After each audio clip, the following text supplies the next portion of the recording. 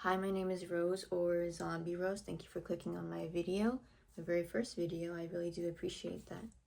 And today I will be talking about what I've gathered from the years of considering myself to be goth, and kind of how it was in its history and how it is now, modern goth. There's kind of an argument, kind of hate-filled thing going on the internet with goths and now and then before, and there's a mix of what the values are, how it was, how it formed, the music, everything, dressing up, all of that. So I'd like to get a deep dive on it from what I've found out. I'm not saying I'm superior to anyone. I am not the ultimate goth. I am not all-knowing of everything about goth or alternative people. No, I'm just kind of stating what I think and how it was. A creator called Mommy Hades has a video discussing the goth history very much well. Though there are more things, I'd like to kind of a more longer discussion on that, a deep dive. Personally, what I think goth and gothic is, it's a way of expressing in life that follows darker concepts surrounding music, art, clothing, and values. So let's get into that. Okay, so the subculture itself didn't form until people didn't recognize the word goth as a label or anything until the 1980s, which was around the punk and post-punk movement. Yes, goth is survived by punk. That included bands from Joy Division, Bauhaus, Killing Joke, sorry, like usual. Goths also gathered around the famous Batcave Club in London. That included performances by Christian Death and Specimen. The base genres of goth are death rock, post-punk, cold wave, dark wave. I'm not pulling these notes out of my ass, out of nowhere. I have gotten them from articles and a panel from these two really good books that I really want to read, but I don't have the time to get that right now. So I kind of did my little research, my little homework. There is Some Wear Leather, Some Wear Lace by Andy Harriman and Marlos. I'm not going to say the last part, but I look it up. Another really good writer is John Robb, who wrote The Art of Darkness, History of Goth. Yeah, those are where I get my information from mostly, and kind of just the base of knowledge that I've gathered from people I know. Maybe sometimes the internet, you can't really trust it all the time though. You have to have this one creator that's honest, does their research too. The fashion of goth was always DIY, and with clothing, accessories, jackets, all of that. So you could say it's very much against fast fashion. A lot of goths also wore religious items such as the cross.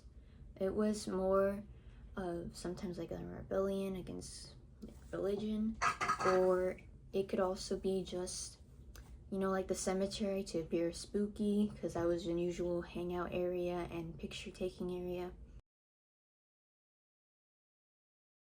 People do not know or get mad at or just don't realize is that goths, they did wear a lot of kink wear, and very those type of items, chokers, you know the rest. Crazy shit ton of hairspray. I don't really have that right now. It's not that good with my hair, or I'm just not good at it in general. Please put some tips for me. Makeup was also a key element to goth. White base, some people would wear it, I'll admit, but it's not the foundation. It's not, no one has to wear it. It's not required. So a lot of people didn't wear it too. I didn't find that they were focused on specifically politics during that time, but the general idea from punks, since they helped establish the whole goth, was that it was anti-establishment, anti-consumerism. So we alt people usually lean towards left. Goth was indeed accepting of queerness, and we should be all accepting of it, especially now, besides goths. And now that's out of the way, I'd like to talk about shortly the Gothic literature and art from way back before Goths. Gothic literature and art have been around for a long time, especially famously Dracula and Frankenstein from the 1800s. So I hope that organized everything in simpler terms. I know there's so much more to everything. I am down to learn about more. I am down to read more books. I'm down to watch movies on this subject and hope everyone else does too. For the moment you've been waiting for. Me, Rose, will be reacting to the 9 Bad Girls Date One Nice Guy. I'll react to it. I'll tell you what I think about it, and everyone else who's been talking about it, calling them posers and whatever. I have some opinion on it too, I'd like to say, because, yeah, hopefully I will survive, and let's watch it. 9 goth girls are looking for their perfect match, but he's packing. I have some really good qualities. Okay. The stereotype. Balls and stuff? Yeah, I love balls. I think that's enough for today, everyone. I made it through 1 minute and 34 seconds. Thank you. Yeah. Okay, you see the problem here, right? I hope you do. I really hope you do. I hope everyone sees the problem with this. I don't know why there's so many likes on this and views, but I know I'm contributing to this, but it's for the sake, so you guys don't have to watch it. They're treating goth subculture as like a little costume for you know what, and it's like it shouldn't be an issue. It really shouldn't. And people are just giving them the attention they want. They don't care about the criticism. They like it, the views. So I think there are more other stuff we should be focusing on. And yeah, it's just everyone's been talking about that. And it's like, why not say something about it? I think this is like the people who go to, like, they dress up goth to see their boyfriend or friends, and they try to act like, oh, it's so surprising, I'm so scary all of a sudden, who knew I was emo and edgy? Yeah, no, do not clip me, please, do not clip me.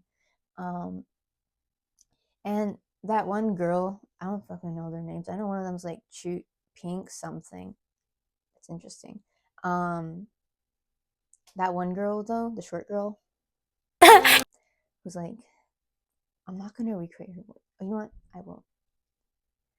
I like a submissive guy. She's just acting like a baby. It's just her little fetishizing.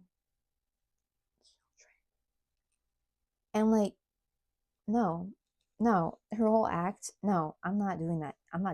Please. You know what? How about we move on? I think moving on, it is important to support creators who support other people, boost other people, and are authentic, not posing at a grave for your content. Yikes!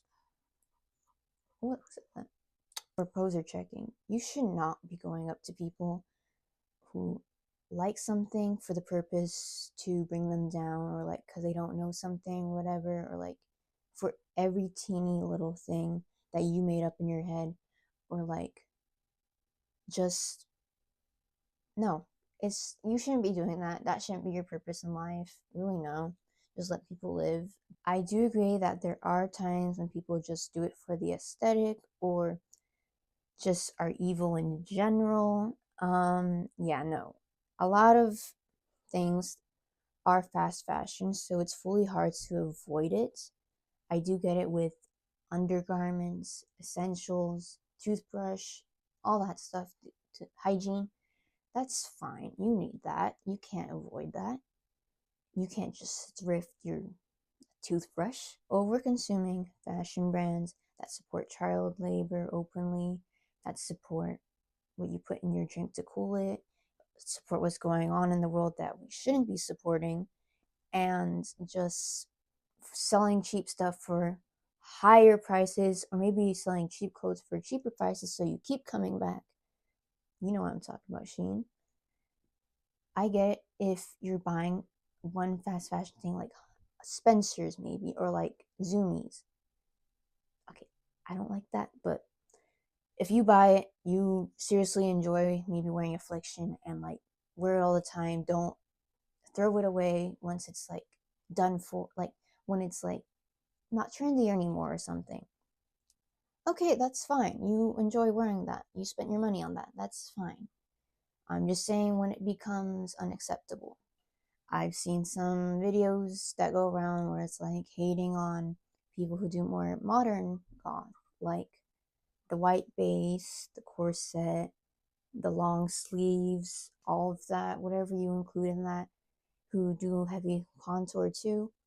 I get where you're coming from with the standards, but also some people just do it too because they like it, because it's different, because they feel safe in it, because it's their way of expression. Not everyone's going to be totally different. There are going to be some similarities, some inspiration. If they feel comfortable in it, why judge them? Who are you to say anything? And yes, people, besides online, there are people in real life who you see around who do dress more expressively, who do something more different with the subculture, or like fashion or whatever. And I think if you touch some grass, you'll find them. And yeah, they do deserve recognition too, besides the more popular goths. And goth is not only branched from whites, there are black, Mexican, and more influences from fashion and music, especially if you'd like a playlist of diverse bands besides their usual. I can make that and send it or post it. I hope this helped understand goth a little more in some sort of way. If you already knew that, I'm sorry I wasted your time. But thank you and bye.